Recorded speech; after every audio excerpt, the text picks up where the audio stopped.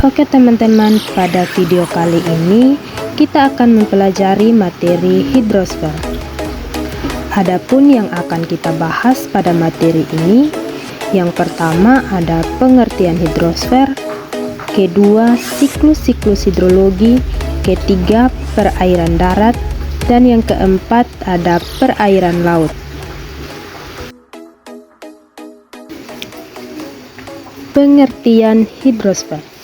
Hidrosfer merupakan daerah perairan yang mengikuti bentuk bumi yang bulat. Nah, hidrosfer ini berasal dari kata hidros yang berarti air dan sphere yang berarti daerah atau bulatan. Yang kedua ada siklus hidrologi. Siklus hidrologi adalah sirkulasi air yang tidak pernah berhenti dari atmosfer ke bumi dan kembali ke atmosfer melalui proses kondensasi. Hidrologi merupakan bidang ilmu yang berkaitan dengan siklus air. Dalam siklus hidrologi ada 3 jenis siklus. Yang pertama ada siklus hidrologi pendek, kedua siklus hidrologi sedang, dan yang ketiga ada siklus hidrologi panjang. Siklus hidrologi pendek. Siklus ini terjadi jika uap air laut mengalami kondensasi di atas laut, lalu membentuk awan dan jatuh sebagai hujan di laut setempat. Karena terjadinya pemanasan akibat sinar matahari, kemudian air di laut akan menguap, mengembung ke udara. Siklus yang kedua ada siklus hidrologi sedang.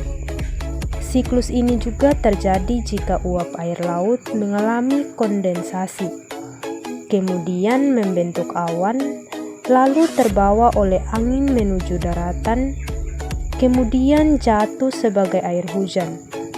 Air hujan yang jatuh di darat akan menjadi aliran permukaan, kemudian meresap ke dalam tanah, lalu mengalir ke sungai dan akhirnya kembali ke laut. Dan siklus yang terakhir, hidrologi panjang. Siklus ini juga terjadi jika uap air laut mengalami kondensasi. Selanjutnya, seperti pada siklus sedang, uap air atau awan akan terbawa angin menuju daratan sehingga sampai pada pegunungan tinggi. Karena pengaruh suhu uap air berubah menjadi kristal-kristal atau salju. Yang ketiga, perairan darat. Perairan darat adalah sejumlah massa air yang terdapat di daratan yang ada di permukaan bumi. Contohnya air tanah, sungai, danau, rawa, dan gletser. Air tanah yaitu air yang terdapat pada pori-pori di bawah permukaan tanah. Air tanah pada litosfer kurang lebih 0,62% dari seluruh hidrosfer. volume air tanah yang ada di berbagai tempat tidak sama. Tanah mengalami proses penguapan dengan dua cara, yaitu yang pertama, penguapan langsung melalui pori-pori di permukaan tanah akibat dari pemanasan lapisan tanah oleh sinar matahari dan bisa disebut evaporasi.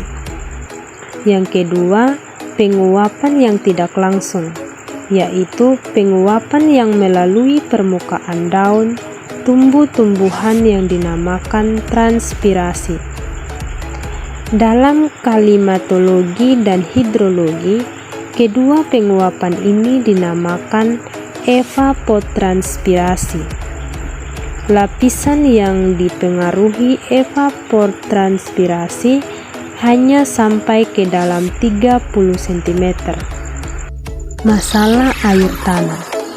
Pengembalian air tanah oleh manusia untuk berbagai keperluan menimbulkan 3 masalah. Yang pertama, pengambilan air tanah secara berlebihan melalui sumur bor dapat menyebabkan tanah amblas. Kedua, pengambilan air tanah secara berlebihan juga dapat menurunkan air meja khususnya pada musim panas. Yang ketiga, di daerah dekat pantai yang dijadikan tempat pemukiman, penyedotan air tanah melalui air sumur pompa dapat mengakibatkan intrusi air asin dari laut. Air tanah juga memiliki manfaat. Air pemukiman mempunyai beberapa manfaat yang sangat penting, antara lain air sebagai sarana transportasi, kedua, air sebagai sumber air bersih, ketiga, air sebagai kegiatan pertanian dan perikanan, dan yang terakhir, air sebagai sarana pariwisata dan olahraga. Sungai adalah aliran air tawar dari sumber alami di daratan menuju danau, laut, samudra, atau sebagian sungai lain yang lebih besar. Sungai ini memiliki beberapa bentuk. Ada 2 bentuk sungai. Yang pertama, sungai berbentuk meander, dan yang kedua, sungai berbentuk delta. Nah, kita akan membahas satu persatu. Yang pertama, sungai berbentuk meander.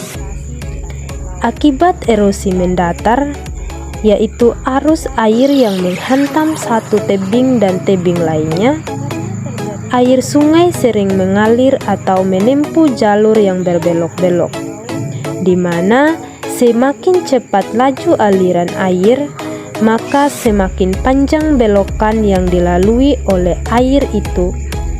Sebuah anak sungai dapat mengalir beberapa belokan sepanjang 15-30 km dan kembali hampir ke kedudukan tempat sungai berawal.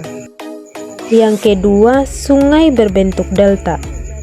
Karena adanya hasil pengkikisan air sungai berupa batu-batu besar dan kecil dan bahan-bahan halus seperti pasir dan lumpur diangkat oleh arus sebagai menuju hilir. Pemanfaatan sungai. Sungai memiliki beberapa manfaat antara lain air minum, pengairan atau irigasi, pembangkit tenaga listrik, rekreasi dan olahraga, penghasilan bahan bangunan, sarana transportasi, dan jamban. Danau merupakan kumpulan air dalam cengkukan tertentu yang biasanya berbentuk mangkuk. Suplai air danau berasal dari curah hujan, sungai-sungai, serta mata air dan air tanah. Danau bersifat permanen atau tetap berair sepanjang tahun. Akan tetapi, jika sumber air pengisi danau berasal dari salah satu saja, Danau tersebut bersifat sementara atau periodik, sehingga pada waktu tertentu danau tersebut akan kering. Rawa ialah genangan air daratan pada cengkungan yang relatif dangkal dan seringkali ditutupi tumbuhan air. Rawa terutama terdapat di bagian tengah dan hilir aliran sungai yang mengalir di daratan yang hampir sama tinggi dengan tinggi air sungai. Rawa juga terdapat di sepanjang pantai yang landai banyak dipengaruhi oleh pasang surut air laut. Rawa juga memiliki manfaat rawa dalam kehidupan manusia, yaitu seperti enceng gondok dapat dijadikan bahan baku pembuatan bioas dan barang-barang kerajinan anyaman seperti tas, dompet, hiasan dinding. Kedua, dapat dijadikan daerah pasang surut. Ketiga, sebagai lahan untuk perikanan darat. Dan yang terakhir, dapat dikembangkan sebagai daerah wisata. Dan berikutnya ada gletser. Gletser adalah massa besar es berbutir yang berbentuk dari penimbunan salju dan bergerak menuju ke bawah akibat gravitasi bumi sambil menguap ataupun meleleh. Dan sub yang terakhir, perairan laut. Perairan laut atau samudra ini merupakan semua air yang berada di lautan atau samudra yang berupa air yang mengandung garam atau air asin. Air sebagai sarana transportasi. Berdasarkan letak perairan laut terdiri dari satu, laut tepi, yang kedua laut pertengahan atau laut tengah, dan yang terakhir ada laut pendalaman. Nah teman-teman, kita akan membahas satu persatu. Yang pertama ada laut tepi. Teman-teman bisa perhatikan pada gambar bagian laut yang terletak di pinggir benua serta terhalang dari lautan luas oleh gugusan pulau atau jasri. Contoh, Laut Bering terhalang oleh Kepulauan Auckland dan Laut Utara terhalang oleh Kepulauan Inggris. Yang kedua ada Laut Pertengahan atau Laut Tengah, yaitu laut yang terletak antara dua benua yang memiliki gejala-gejala gunung api dan mempunyai gugusan pulau-pulau. Contohnya, Laut Pertengahan Australia, Asia dengan gugusan Kepulauan Indonesia, Laut Tengah dengan gugusan Pulau Yunani. Dan yang terakhir ada Laut Pendalaman. Bagian laut yang hampir seluruhnya dikelilingi oleh daratan, contohnya Laut Baltik, Laut Kaspi, dan Laut Hitam. Nah teman-teman, kesimpulan dari materi yang telah kita bahas yaitu hidrosfer atau lapisan air laut merupakan fisik bumi yang berguna bagi kehidupan manusia, hewan, dan tumbuhan. Secara khusus dipelajari pada ilmu yang disebut dengan hidrologi. Siklus hidrologi merupakan siklus air di mana air mengalami berbagai proses sebelum kembali ke dalam semula. Siklus hidrologi dapat dibagi menjadi siklus kecil, siklus sedang, dan siklus besar. Siklus kecil yaitu air laut menguap mengalami kondensasi menjadi awan dan hujan lalu jatuh ke laut. Siklus sedang yaitu air laut menguap mengalami kondensasi dan dibawa angin membentuk awan di daratan, jatuh sebagai hujan lalu masuk ke tanah selokan, sungai, dan ke laut lagi. Dan siklus yang terakhir yaitu air laut menguap menjadi gas, membentuk kristal-kristal es di atas laut melalui proses sublimasi.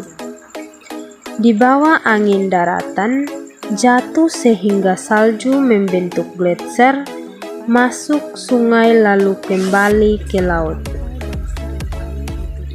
Hidrosfer dalam kajiannya mencakup perairan darat dan perairan laut. Perairan darat meliputi air tanah, sungai, danau, kolom, rawa, dan waduk.